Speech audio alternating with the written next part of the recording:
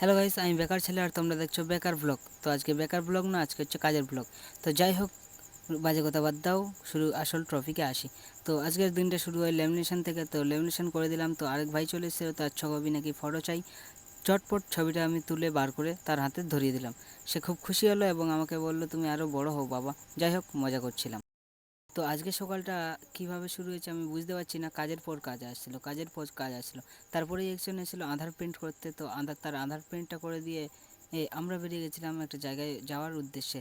তো আমি আর ভাই পৌঁছে গেছিলাম সেই জায়গাটায় স্কুটি নিয়ে। তো যাই হোক, এখনও পৌঁছাইনি, রাস্তায় আছি, সেটা বড় কথা না।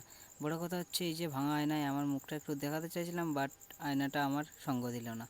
তো দেখতে দেখতে আমরা পৌঁছে গেলাম বাসন্তী হাইওয়ের উপর। তো বাসন্তী হাইওয়ের উপর দেখতে পাচ্ছ, এটা হচ্ছে রাজবাড়ি বাজার। তো তারপরে আমরা দূর গতিতে যাচ্ছিলাম। যাই হোক, বড় কথা সেটা না, বড় কথা আমার মুখ দেখাতে চাইছি কিন্তু দেখাতে পারলাম না। তো সেখানে পৌঁছে গেলাম, সেখানে পৌঁছে গিয়ে আমরা বাড়িও চলে এসেছিলাম। যাই হোক, ওই ক্লিপটা নিয়ে আমি দেখাতে পারলাম না। বাড়ি এসে কিছু ক্যাশ টাকা আমি গুনছিলাম, কারণ একজন পাঠিয়েছিল, তাকে দিতে হতো। তো যাই হোক, তাকে দিয়ে আমি কিছু রিলস দেখছিলাম। তো রিলস দেখতে দেখতে আর ভালো না লাগায় আমি পৌঁছে গেছিলাম বাইরের দিকে বেরোতে। তো বাইরের দিকে বেরিয়ে দেখি এখন বাজে প্রায় বিকেল 4টে, কিন্তু রাস্তাঘাটে একটাও লোক নেই, পুরো ফাঁকা। তো যাই হোক, সন্ধ্যা হয়ে গেল। সন্ধ্যায় আমার কাছে কিছু জেরক্স চলে এসেছিলো। তো প্রথমেই বলছিলাম না যে কার মুখ দেখে উঠেছি আজকে, কাজ যেন শেষ হয় না।